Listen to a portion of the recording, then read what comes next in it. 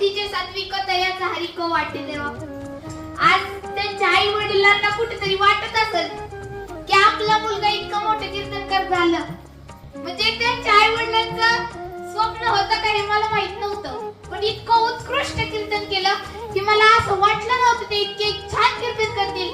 माझ्या उनी पण दुपटीने त्यांनी चांगलं कीर्तन केलं असं मला वाटते. कारण की ज्या वेळेस ते घरी होते त्यावेळेस ते वाईट वळणावर जाऊ नये म्हणून माझ्या आजी आजोबांचा खूप हट्ट होता की ते संप्रदायामध्ये जावं, म्हणून त्यांनी अशी एक संस्था निवडली की ती लाखात एक संस्था म्हणजे श्री माऊली बाल संस्कार वारकरी शिक्षण संस्था.